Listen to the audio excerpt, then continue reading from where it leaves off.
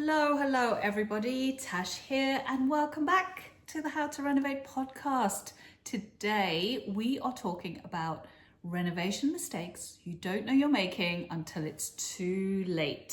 So today I'm going to help you avoid those mistakes that I find people find out just a little bit too late. They've spent years thinking about their renovation. They've spent months and months carrying out their renovation and only to move into their finished home and find that a few things are just not quite right, just not how they wanted them.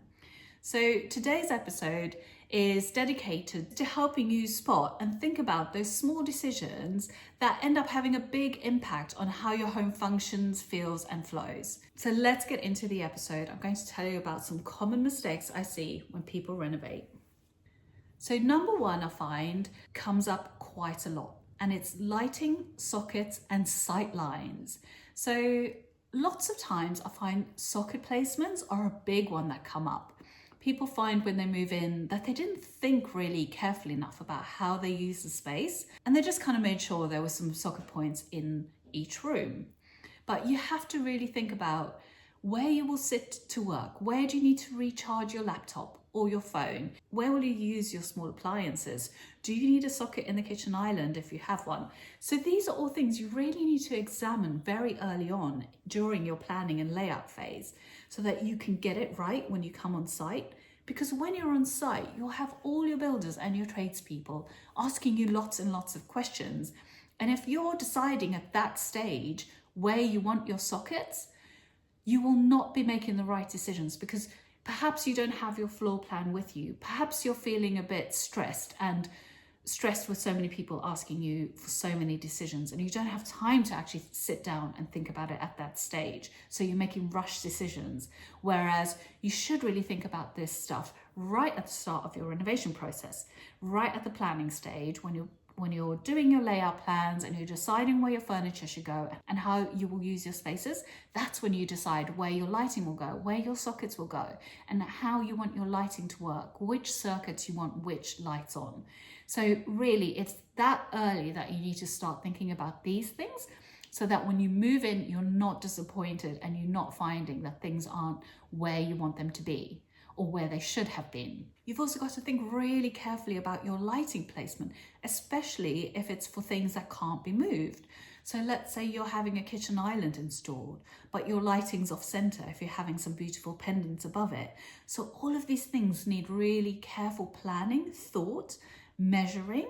And again, you have to go back to layout stage and experimenting with your own layouts to figure out where you want these things to be so that they're in the right place when you move into your finished home. Because you want it to be exciting. I mean, you've spent all of this time planning, going through the build, spending all of that money, and it can be really disappointing for people when things aren't quite right when they move into their homes. And then moving on to sightlines. I feel sightlines are so important in a home. So a sightline is being able to see through rooms, so through doorways from one room to another, and sometimes from one room to the outdoors. So that just gives the feeling of spaciousness. If you can see from your front door all the way through the home, through glazing and into the back garden, that just does something to the brain where it makes it feel so much more welcoming, so much more light, and so much more spacious. So really think about your sight lines, what you want to see when you're in one room and you're looking into another, how you want that to feel. Do you want it to feel cozy? Do you want it to feel open and light? So really carefully think about what you'll be looking at. That's essentially what it comes down to. What you'll be looking at when you're in a certain point in the home. What are you looking at when you're sitting on the sofa? What will you be looking at when you're laying in your bathtub? So really think carefully about the sight lines, and then that will then help you lay out and position your items, whether it be your kitchen, your sanitary ware, or your furniture. And then moving on to number 2, we're talking storage again.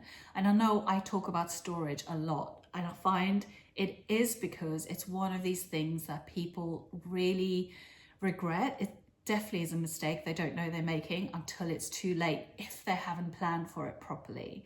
So storage is one of the most commonly underplanned elements of a renovation, and It's usually not about how much space you have, but it's about how well you use it and how well you plan for what you have. So it's all about taking stock of everything you want to store and then making sure that there's enough space for all of your items that you want to keep into your new home. Things that I hear all the time are not enough kitchen storage, nowhere to hide the vacuum cleaner or the cleaning products. The wardrobes aren't big enough for all the clothes, or the internals of the wardrobes aren't planned properly enough. Kind of too much hanging space, not enough drawers, or too many drawers, not enough hanging space, that kind of thing. So really think about what you have and what you need to store, and that is really going to help you plan your storage properly. Just do an honest inventory of what you need to store and then think about all of the clever ways that you can accommodate for those into your storage in your home. And if you have the budget, custom joinery can be a game changer if it's planned well from the start. You can literally have custom joinery made to fit everything that you need to store, as long as you know what to store, as long as you have that inventory. And then moving on to number 3, forgetting to think about transitions. So this is not such an obvious one, and probably that's why people don't know they're making this mistake. But I think one of the most overlooked aspects of renovation planning is how spaces connect and flow together. And again, this always goes back to that planning stage, back to the floor plan stage that I'm always talking about, is to really examine your life, how you use your home, and those who live with you use the home. And then from there, you can plan your layout to make sure that whatever is going to be built is going to work for you, and you're going to be able to use it the way you want to use it, and you want to get from one room to the next quite easily, because that's really what transitions are about. It's the flow. It's a flow between the rooms from one room to another. So don't just think about how one room serves in isolation. Think about the connection to the other rooms around it, connected to it. How do they flow together? And then also visually, do the doorways align? Do you want the same flooring throughout? The same flooring throughout adjoining spaces is usually, I feel, quite a lovely thing, because it gives the sense of it flowing. It gives that sense of spaciousness. It makes it feel larger if you have the same flooring throughout. So there are benefits of using the same flooring throughout and then accounting for that transition and that flow, because you don't want to create a beautiful space that then completely gets cut off by poor access or awkward placement or a bad transition from one room to another. So really think about how the layout flows, where the doorways are, how they align, and then the sight lines kind of come into this as well. So how you see and you move from one space into another. And then moving on to number 4. So number 4, I've got as door placement and door openings.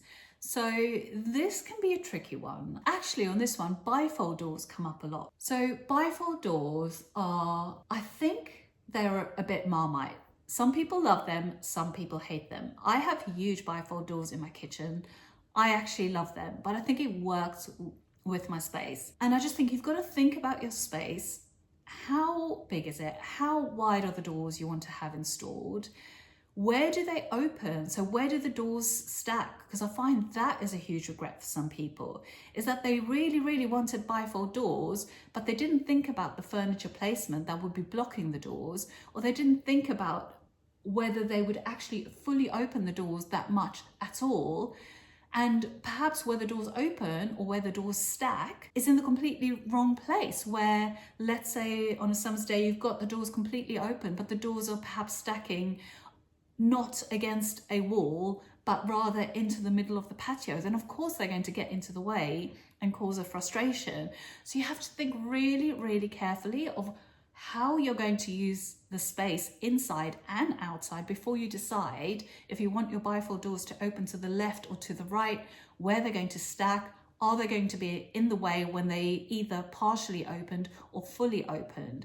So think really carefully when you're thinking about doors, both the placement and how they will swing open or shut, or how they fold open or shut into and outside of the room. Standard with internal doors, a little easier to deal with. They can always be changed. If they're swinging the wrong way, you can always change the hinges or adjust them. But when it comes to those kind of big ticket external glazed doors, think really carefully about the placement, the style of doors you want, and how they will open, where they will stack. And then lastly, number 5, I just quickly wanted to talk to you about trends. Well, I have a bit of a love-hate relationship with trends, and I think trends are amazing, but also they are what they are. They are trends, and they will come and they will go. And the trends now for interiors are changing almost as quickly as fashion trends. But of course, you're not redoing your home every year or twice a year to follow the trends. So just be aware when you're looking at something that is a trend, when you're looking at magazines or online on Pinterest, and you're specifically looking at articles or images that are trend focused, be very aware when making your decisions in terms of the interior for your home, especially on the materials that will be quite difficult to change down the line. So things like tiling, flooring, and so on.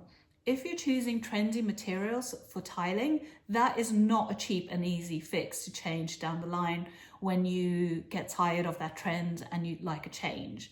So I always say, be really aware of the trends. And always, if it's fair enough, if you really love something that's come out as a trend and you absolutely love it and it resonates with you and you feel like you can live with it for a long time, it's your home. And if that's kind of part of your home and your personality and you want to use that in your home, it's your home. Go for it. You know, everyone's home should express who they are. But what I'm saying here is just be hyper aware of trends and what you're choosing. I remember a while ago when there was this huge trend for copper materials. So kind of the pinkish metallic finish, and it was everywhere.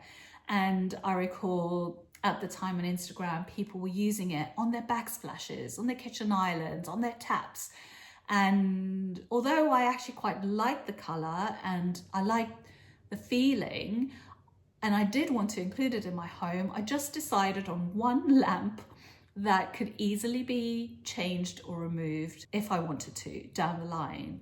But I do know that now whenever I see that copper in anyone's home, it just looks like it hasn't dated well. So just be super aware of what the trends are at the time that you're choosing your finishes, choosing your decoration and your flooring and your tiles.